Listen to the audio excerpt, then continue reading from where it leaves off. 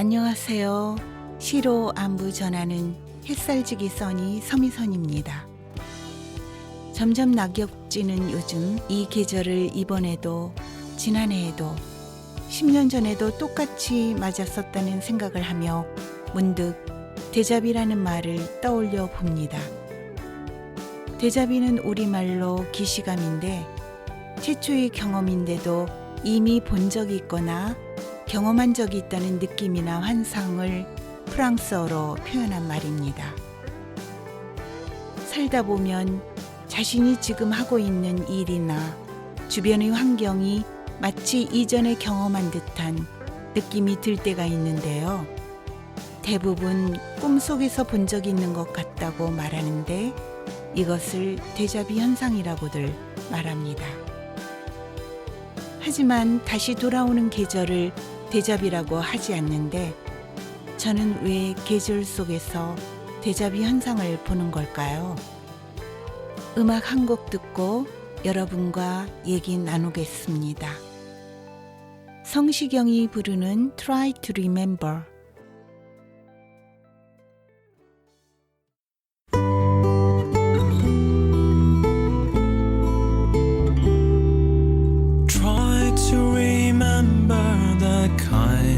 September when life was slow and oh so mellow.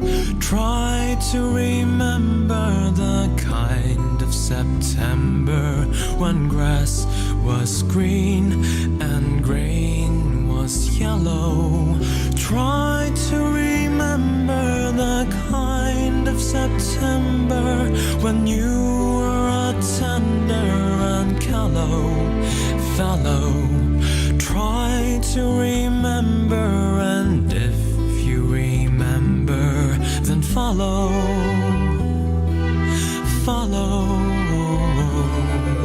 Try to remember when life was so tender that no one wept except the willow. Try to remember when life was so tender that dreams were kept beside your pillow. Try to remember the kind of September when love was an ember about to willow. Try to remember, and if you remember, then follow.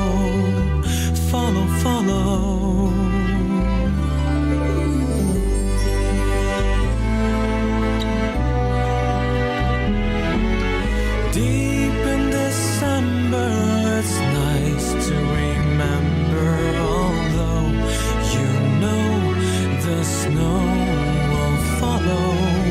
Deep in December, it's nice to remember without a hurt. The heart is hollow. Deep in December, it's nice to remember the fire of September that made us mellow. Deep in December, our hearts you remember, then follow.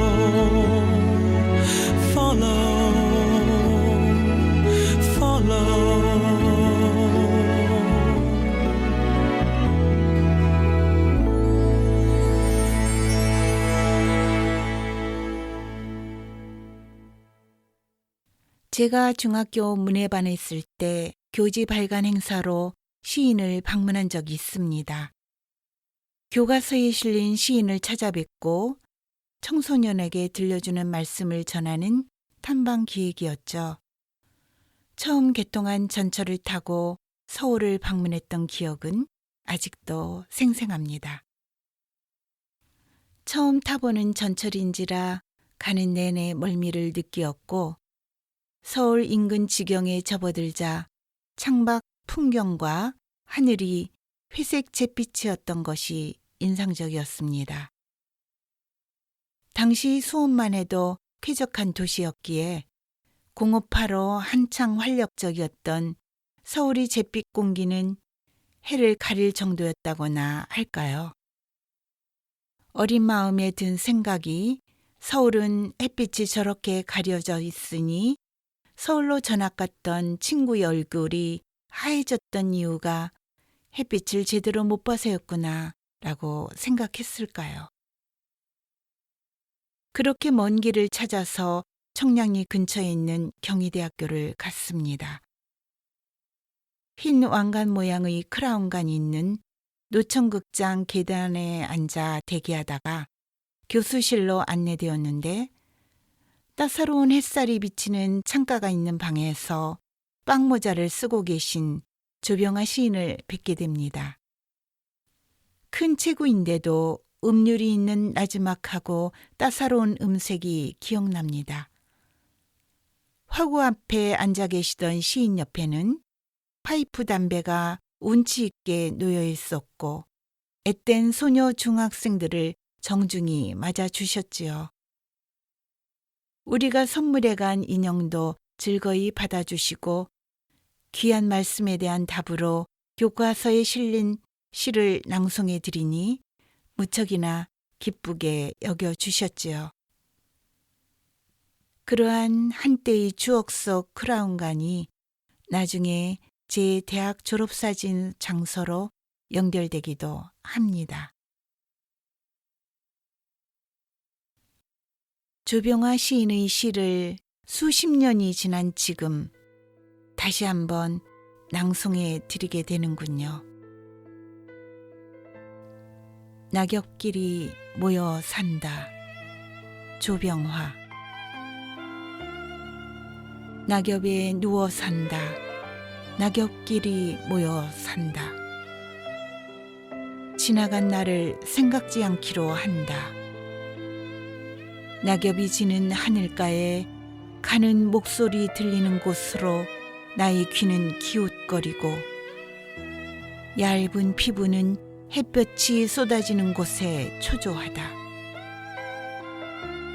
항시 보이지 않는 곳이 있기에 나는 살고 싶다. 살아서 가까이 가는 곳에 낙엽이 진다. 아, 나의 육체는 낙엽 속에 이미 버려지고 육체에 가까이 또 하나 나는 슬픔을 마시고 산다. 비 내리는 밤이면 낙엽을 밟고 간다. 비 내리는 밤이면 슬픔을 디디고 돌아온다. 밤은 나의 소리에 차고 나는 나의 소리를 비비고 나를 샌다. 낙엽끼리 모여 산다. 낙엽에 누워 산다. 보이지 않는 곳이 있기에 슬픔을 마시고 산다. 그의 일관된 주제인 인간의 근원적 고독이 이 시에 드러납니다. 해방을 맞은 조선 땅은 혼란스러웠고 조국의 현실은 실망스러웠습니다. 좌익이다, 우익이다, 신탁 통치이다 등으로 정치꾼 애국 열사들이 혼전 속에서 세계 정세에 비출 때 실로 눈물겨운 동포로만 보였습니다. 알맹이 없는 애국, 실속 없는 애국, 허위로 가득 찬 애국에 좌절하고 있을 때였습니다. 어느 늦은 가을, 당시 재직 중이던 서울고등학교 숙소 2층서 아침에 깨어 내려다보니 무수한 낙엽들이 깔려 있음을 보며 그 찰나, 아, 나는 낙엽을 깔고 잤구나. 낙엽에 누워 잤구나. 떠오르는 생각을 쓴 시입니다. 좌익, 우익, 신탁 등으로 갈린 사람들, 정치꾼들 모두가 낙엽으로 보인 것입니다. 언젠가는 떠나야 할 정처 없는 나의 운명. 그것은 곧 낙엽의 운명이며 나도 하나의 낙엽과 같은 존재라고 쓰고 있는 것이지요. 노래 한 곡 듣고 오겠습니다. 박동 뮤지션이 부른 시간과 낙엽.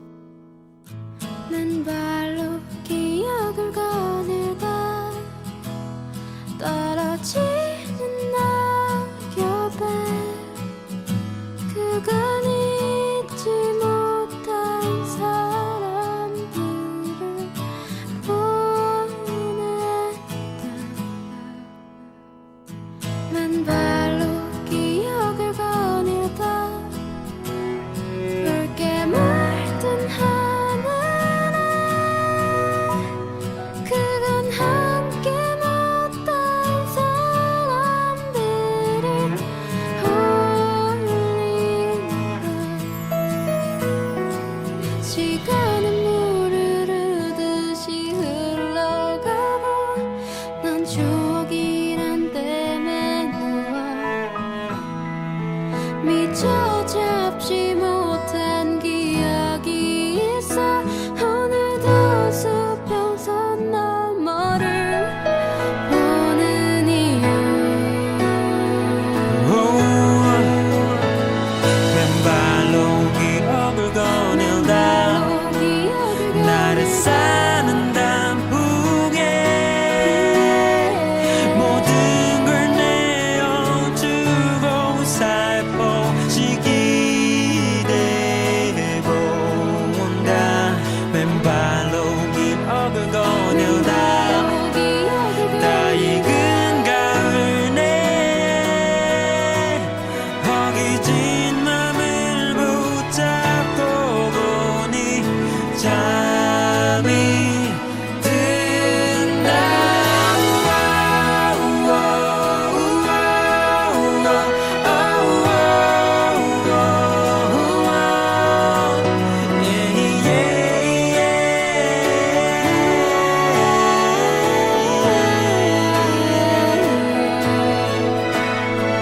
가슴에 꽃과 나무 시들어지고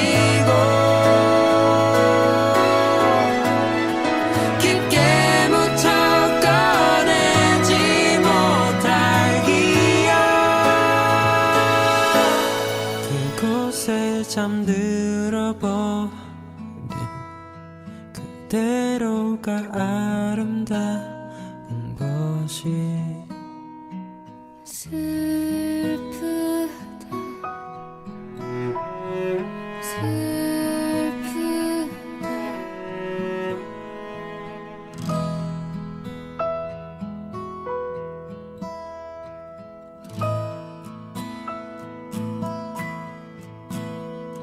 맨발로 기억을 거닐다 노란 은행나무에 숨은 나의 옛날 추억을 불러본다. 맨발로 기억을 거닐다 불어오는 바람에 가슴으로 감은 눈을 꺼가 나본다. 1921년 경기도 안성에서 태어나 경성사범을 졸업하고 1943년 일본 도쿄 고등사범학교에서 물리, 화학을 전공했습니다. 자연과학을 전공한 시인 이력이 드문데 이 부분에서 그의 존재는 이채롭지요. 1945년 6월에 귀국한 후 경성사범, 제물포고등학교, 서울고등학교에서 교편을 잡았고 경희대 국문과 교수로 재직하다 인하대로 옮겨 정년 퇴임한 후 명예교수로 재직하였습니다. 1949년 시집 버리고 싶은 유산을 발간하며 문단에 등단한 이후에 53권의 시집을 출간하였는데 그의 다작의 비결은 삶과 죽음 그리고 인생의 본질에 대한 광범위한 문제를 쉬운 일상의 언어로 표현해서 많은 독자층이 있는 것이지요. 그림 분야에도 일가를 이루어 15차례에 이르는 개인전을 갖기도 했습니다. 조병아는 해방되던 해 물리를 가르치는 교사가 됩니다. 하지만 이내 교사 일은 이미 다른 천재들이 만들어낸 이론, 실험의 결과를 가르치는 것에 그치는 보따리 장사에 지나지 않는다는 생각에 사로잡히고 말았습니다. 이름을 날리고 싶었던 과학도로서의 꿈을 스스로 접어야 했지요. 꿈이 꺾여 어깨를 떨군 채 조용히 월미도 바닷가를 걷던 조병화는 질긴 생명력의 소라를 발견했고 그 소라는 잠들어 있던 조병화의 시상을 깨웠습니다. 월미도가 과학도 조병화를 시인 조병화로 탈바꿈시킨 셈이지요. 그는 그때를 이렇게 말합니다. 소라는 작품이라고 생각지 않았고 그저 내 마음을 그대로 표현한다고 생각했던 것이다. 인천 바닷가로 갔다. 월미도라 했다. 바다에서 파도가 물결쳐 들어오고 있었다. 그곳에 소라 새끼들이 꿈틀거리고 있었다. 만지면 죽은 채 하면서 흡사 나갔다는 생각이 문득 들었었다. 흐리고 험산한 바닷가에 연한 생명 하나를 딱딱한 껍질 속에 담아서 이리로 저리로 꿈틀거리고 있는 소라 새끼들. 살려고. 소라와 같은 시집에 실린 추억은 조병아의 대표작이자 가곡으로 불러 유명해진 작품입니다. 이 가사를 처음으로 작곡한 분은 최영섭인데 오늘은 김성태 곡으로 들어보겠습니다. 바리톤 정록기가 부릅니다.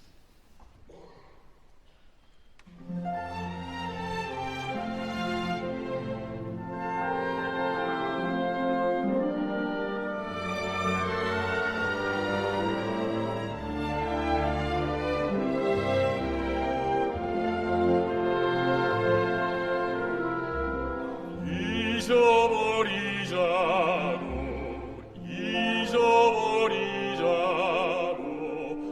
바다 기슭을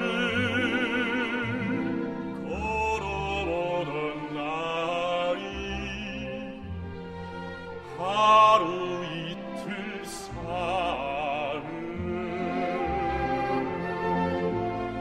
여름은 가고 가을 가고 조개 줍는 해녀의 물이 사라진 겨울 이 바다에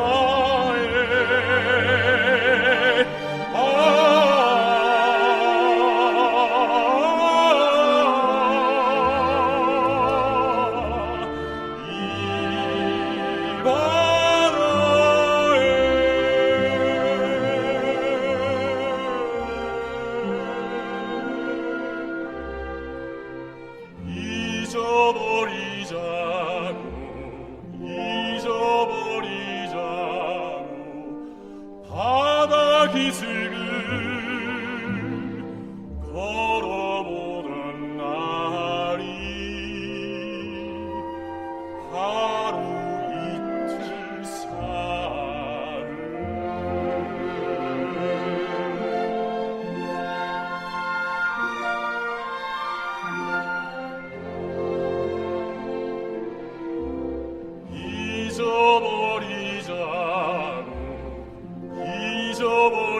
잊어버리자고 앞산 기슭을 걸어보던 날이 나흘 닷새였세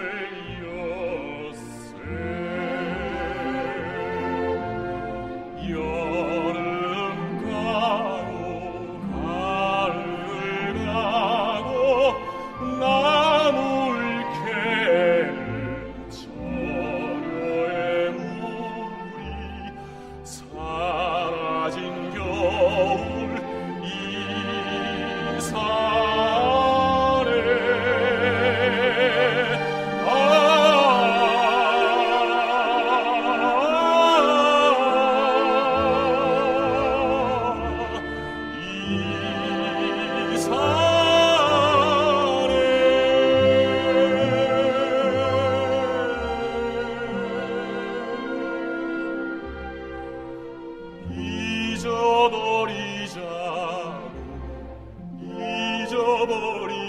잊어버리자고 앞산 기슭을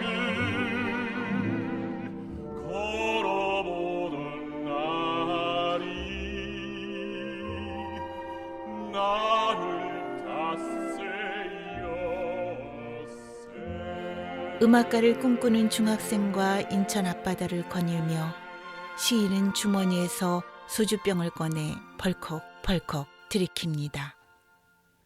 시 한 수 읊고 잠시 침묵이 흐르고 학생의 재촉에 시인은 다시 술을 마시며 시 한 수 읊고 학생은 다음 가사를 보채고 이렇게 해서 가사를 얻은 학생은 이튿날 가곡을 만들어 화답합니다. 최영섭은 그리운 금강산을 만든 우리나라 대표 작곡가인데 조병아는 8살 아래 최영섭을 친구처럼 대했습니다. 아마도 예술적 감성이 통하는 동지로 여긴 듯하지요. 최영섭 앞에서 조병아는 주머니에 찔러 넣었던 소주병을 꺼내 단숨에 마시고 시를 토해낸 것입니다. 그의 생애에서 만난 좌절, 포기된 꿈으로부터 탈출하고 위안을 얻은 장소가 바다였지요. 경성사범학교에서 물리교사를 할 때 영문학 강의를 하고 있던 김기림은 조병아의 시를 가장 먼저 알아봅니다. 그의 주선으로 방황의 시간 동안 써내려간 시를 시집으로 묶었고 그 첫 시집이 버리고 싶은 유산이었는데 김기림 선생은 조병아에게 큰 시인이 될 거라며 버리고 싶은 유산이라는 첫 시집 제목도 지어줍니다. 평범한 봉급 생활자로 침전해 가던 조병아가 시인 조병아로 탈바꿈한 출발입니다. 해방 이후 불모지 국가 학교에서 정신적인 방황과 고독을 표출한 그의 시 세계는 정서의 빈곤 안에 놓인 당시 많은 사람들에게 위로와 정서적 충만감을 안겨주었지요. 시인 조병화, 화가 조병화, 럭비 선수 조병화. 이 세 가지 트레이드 마크는 모두 조병화를 이루는 속성들이고 이 모두는 시인 조병화 하나로 융합되는 것이지만 특이한 것은 럭비 선수 이력입니다. 그는 럭비 명문 경성사범의 맹장이었으며 나중에 한국 럭비협회 이사를 역임하기도 한 럭비인입니다. 럭비는 몸과 몸을 밀어붙이는 가장 와일드한 경기이지요. 그런데 조병아에게서 드러나는 이 남성성과 시인과 화가로서의 섬세한 감성은 서로 대척적이기도 한 것입니다. 그에게서 드러나는 럭비, 파이프 담배 등의 남성성과 시에 등장하는 어머니 형상화를 놓고 보면 조병아에게서 드러나는 남성성과 여성성이 아주 확연해 보입니다. 어머니 심부름으로 이 세상 나왔다가 이제 어머니 심부름 다 마치고 어머님께 돌아왔습니다. 자신의 전 생애를 어머니 심부름으로 규정하고 있는 이 비명은 고향인 경기도 안성에 있는 조병화 문학관에 세워진 돌 비문입니다. 조병화 시의 여성성을 보여주는 확실한 예증이지요. 1996년도에 발표한 그의 시 나의 생애에는 자신이 살아온 삶의 축도가 그려져 있습니다. 럭비는 나의 청춘, 시는 나의 철학, 그림은 나의 위안, 어머니는 나의 고향, 나의 종교. 나는 어머니에서 태어나와 어머니로 돌아가고 그 길을 한결같이 살아왔을 뿐 그것이 그렇게도 어려웠습니다. 또한 나의 생애를 표현한 다른 글에서는 일본이 제국주의로 판을 칠 때 나는 태어나 가난했고, 한국이 대중주의로 판을 칠 때 나는 방황하며 슬펐고, 세계가 돈주의로 판을 칠 때 나는 고독하며 죽어가고 있었다.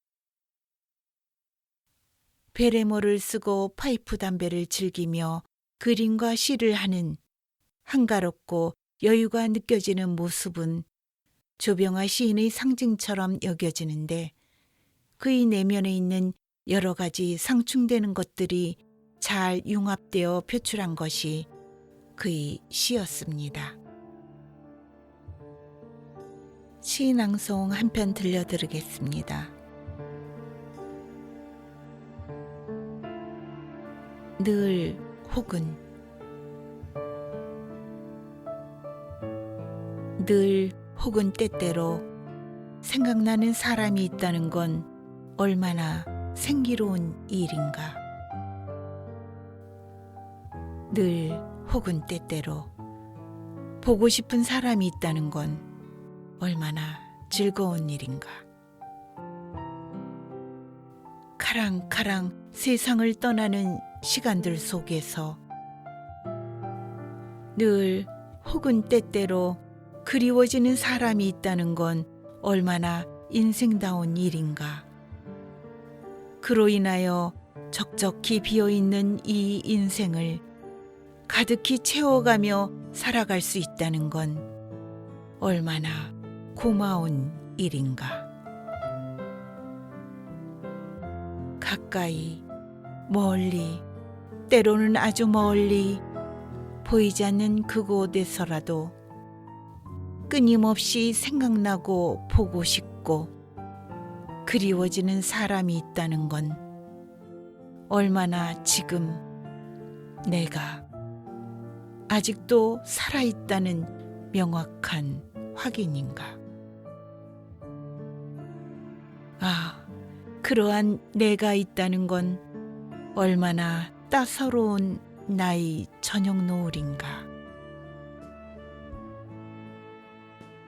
아무리 세상이 험해졌다 하더라도 누구에게나 생각나고 보고 싶고 그리운 사람은 있는 것이니 찾아내어 같이 외롭지 않게 살아보라는 권유를 하고 있습니다. 빈이 부른 늘 듣고 오겠습니다.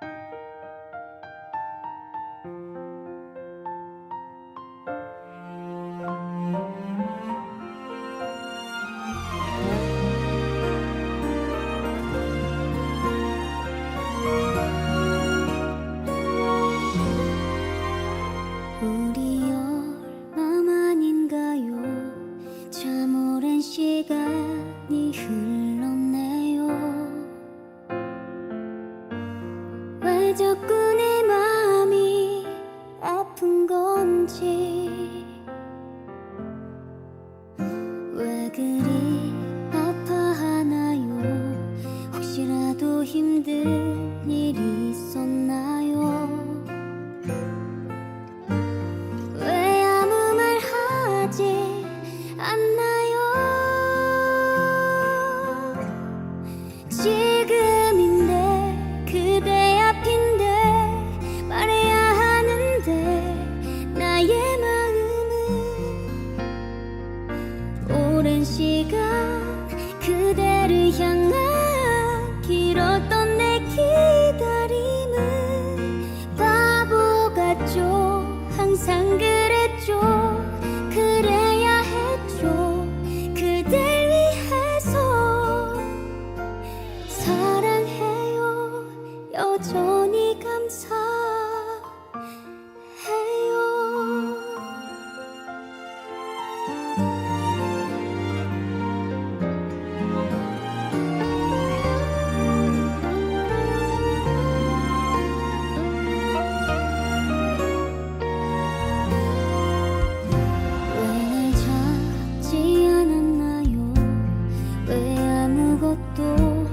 늦지 않았나요?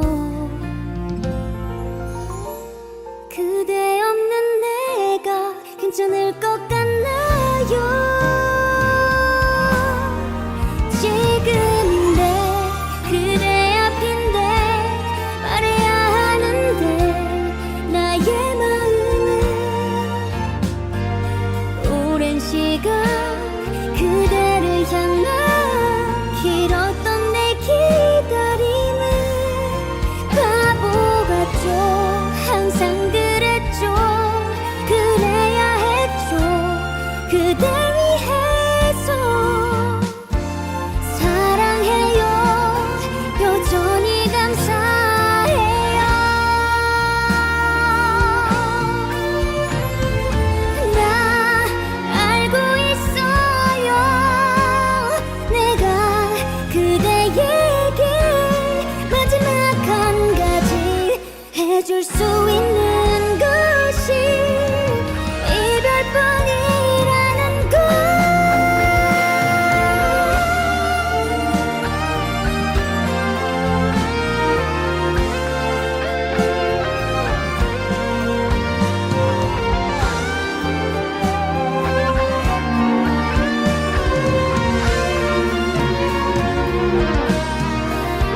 이제서야 깨달은 나의 오잘한 사랑을 용서해줘요.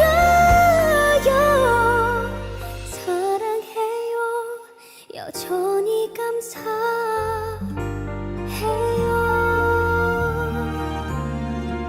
사랑해요. 이 말이 하고 싶었죠.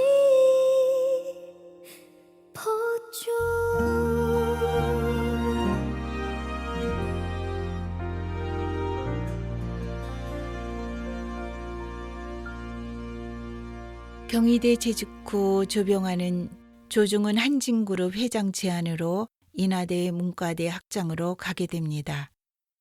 조 시인은 부모가 운수업을 했었는데 고용기사 중 화물차를 운전하던 조중훈이란 매우 성실한 청년이 있었습니다.